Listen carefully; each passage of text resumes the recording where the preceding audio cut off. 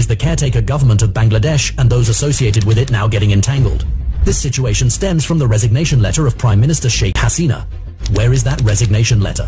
ভারতে বসে হাসিনা মোদিকে দিয়ে রাশিয়ার কে দিয়ে তারা একটা চিঠি বাইলেটারে লিখছে জাতিসংঘের মহাসচিবের কাছে যে ডক্টর ইউনূসকে যেন বক্তৃতা দিতে না দেওয়া হয় এবং ডক্টর ইউনূস বাংলাদেশের বৈধ সরকার। দ্রুততম সময়ে জননিরাপত্তা নিশ্চিত এবং পুলিশ বাহিনীর সংস্কারের জন্য সেনাবাহিনীকে বিচারিক ক্ষমতা দেওয়া হয়েছে। এতে প্রশাসনের নির্বাহী ম্যাজিস্ট্রেটদের সাথে কোনো সমস্যা হবে না, এমনটাই ভাবছে সরকার। আর যেই সম্মানিত দর্শক, এবার ডক্টর মোহাম্মদ ইউনূসের জন্য বিশাল এক দুঃসংবাদ। সম্মানিত দর্শক, ইতিমধ্যে কিন্তু জাতিসংঘ থেকে একটি দুঃসংবাদ এসেছেন অন্তর্বর্তী সরকারের প্রধান উপদেষ্টা ডক্টর মোহাম্মদ ইউনূসের জন্য। কেননা ইতিমধ্যে কিন্তু যুক্তরাষ্ট্র এবং ভারতের সরকার নরেন্দ্র মোদী, শেখ হাসিনা জাতিসংঘে চিঠি দিয়েছেন, যে চিঠিতে বলেছেন যে বাংলাদেশের সংবিধানে তত্ত্বাবধায়ক সরকার নেই, তাহলে এই ডক্টর মোহাম্মদ ইউনূস কিভাবে তত্ত্বাবধায়ক সরকার হয়েছেন, এই বিষয়গুলো নিয়ে এবার কঠিনভাবে ফেঁসে গেলেন ডক্টর মোহাম্মদ ইউনূস। সম্মানীয় দর্শক, চলুন এই ভিডিওতে আমরা বিস্তারিত দেখে আসি। আজকের এই ভিডিওটি খুবই গুরুত্বপূর্ণ হতে যাচ্ছে, তাই ভিডিওটি এক সেকেন্ড না টেনে সম্পূর্ণ ভিডিওটি দেখবেন। চ্যানেলে নতুন হয়ে থাকলে সাবস্ক্রাইব করে আমার সাথেই থাকবেন। ভিডিওতে একটি লাইক করে দেখতে থাকুন সম্পূর্ণ ভিডিওটি। জাতিসংঘ শর্ত আরোপ করার সাথে সাথে অন্তর্বর্তী সরকার বাতিল হয়ে যাবে, তখন সেনা প্রধান ক্ষমতা নিয়ে শেখ হাসিনাকে দেশে এনে ক্ষমতা বুঝিয়ে দিতে সুপার পাওয়ারের একজন স্থায়ী সদস্যের একজন রাশিয়া। ভারত হলো রাশিয়ার সবচেয়ে পরম বন্ধু। ভারতে বসে হাসিনা মোদিকে দিয়ে রাশিয়ার কে দিয়ে তারা একটা চিঠি বাইলেটারে লিখছে জাতিসংঘের মহাসচিবের কাছে যে ডক্টর ইউনূসকে যেন বক্তৃতা দিতে না দেওয়া হয় এবং ডক্টর ইউনূস বাংলাদেশের বৈধ সরকার না। এই যে তার একটা কনস্পিরেসি ষড়যন্ত্র, সেদিকে আমাদের খেয়াল রাখতে হবে। আমরা আমাদের যে অবস্থা এখন বিরাজমান হচ্ছে, সেই অবস্থাতে আমাদের জন্য একটা দুর্ভাগ্য, আমরা নিজেরা কাদা চুরাচুরি করছি। এই কাদা চুরাচুরি থেকে বাইরে আসতে হবে আমাদের। এক, দুই হলো হিরো আলম নিয়ে যে কথাটা, সেটা জিন্না ভাই বলছেন, আমি আর বলবো না। তো আমার কাছে ব্যথিত হয়েছি যে আমাদের দেশের একজন বিখ্যাত মানুষ, আমার দেশ পত্রিকার সম্পাদক মাহমুদুর রহমান, কুষ্টিয়ার আদালতে যেভাবে তাকে হামলা করে তার মাথা ফাটিয়ে দিয়েছিল, সেটাও আমরা দেখছি জাতি হিসাবে। মাহবুবুল্লাহ স্যারের মতো লোক, বয়োবৃদ্ধ মানুষ, তাকে হামলা করে জামা কাপড় ছিঁড়ে নগ্ন করে দেওয়া হয়েছিল, সে দৃশ্য দেখার অভ্যাস আমাদের আছে। ব্যারিস্টার মইনুল হোসেনের মতো লোককে এট এ টাইম 500 মামলা দিয়ে বিভিন্ন কোর্টে আপনার হাজিরা দেওয়ার জন্য যে কোমরে দড়ি বেঁধে টানা হেঁচড়া করা হয়েছিল, সেটাও আমরা দেখছি। আবার একটা উদাহরণ দেখেন, তারই ছোট ভাই ইত্তেফাকের সম্পাদক আনোয়ার হোসেনকেও কিন্তু পুলিশ গ্রেপ্তার করেছিল, জিজ্ঞাসাবাদ করে তার শারীরিক অবস্থা ভালো না দেখে তাকে কিন্তু ওর বাসায় পৌঁছে দিয়ে আসছে। এটাও কিন্তু এই দেশে একটা দৃষ্টান্ত আছে, আমরা এগুলি ভুলে দেওয়ার মতো না। আজকে যে কথাটা বলছেন জেনারেল সাহেব আছেন, মেজর সাহেব আছেন, ভারতের স্বাধীনতা নিয়ে আমাদের যে বাংলাদেশের 71 যুদ্ধ নিয়ে যে প্রশ্ন আমরা উত্থাপন করি, এখন এই মুহূর্তে ভারতের প্রতিরক্ষা ওয়েবসাইটে আপনারা ক্লিক করেন, দেখেন 16 ডিসেম্বরে 1971 কি আসে। তারা বলে পাকিস্তান হিন্দুস্তান যুদ্ধ, বিজয় কে হয়েছে? হিন্দুস্তান বিজয় অর্জন করেছে। আরেকটা জিনিস দেখেন, যারা বিজয় অর্জন করে, উনি সেনাবাহিনীর লোক, আমি বলি বিজয় অর্জন করে, যেরকম ফিল্ড মার্শাল আইব খান 65 যুদ্ধে জিতার পরে ফিল্ড মার্শাল হয়েছে। ভারত 71 সালে জেনারেল মানেক শাহকে তাদের সেনাপ্রধান, তাকে ফিল্ড মার্শাল উপাধিতে ভূষিত করেছিল। বাংলাদেশের কাউন্টার পার্ট, আমরা যারা স্বাধীন হলাম, আমাদের সেনাবাহিনীর প্রধান ছিল এমএজি আতাউল করিম ওসমানী, উনি কিন্তু ফিল্ড মার্শাল হতে পারেন না। এখানে স্বাধীনতা প্রশ্নবিদ্ধ করে দিয়েছে। অনেকটা বড় বড় লোকেরা কথা বলে, শুনি শুধু আমরা, তাদের কাছে আমার প্রশ্নটা যে আমরা এখানে হেরে।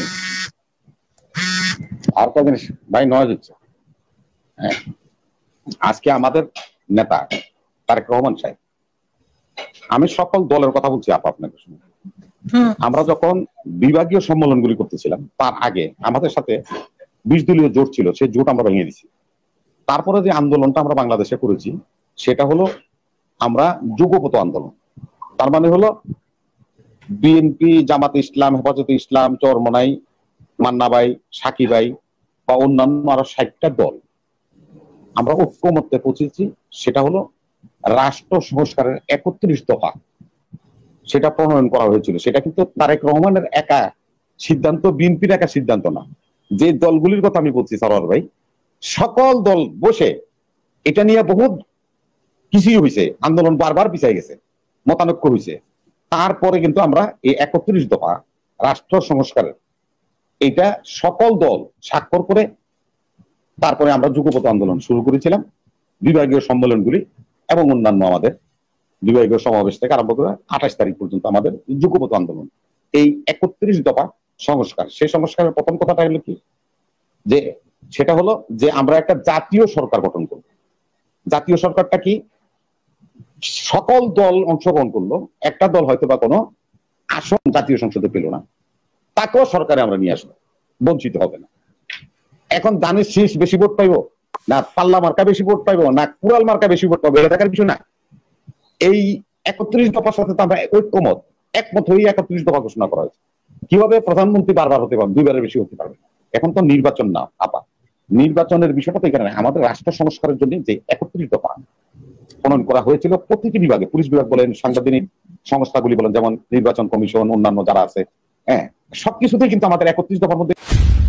Is the caretaker government of Bangladesh and those associated with it now getting entangled?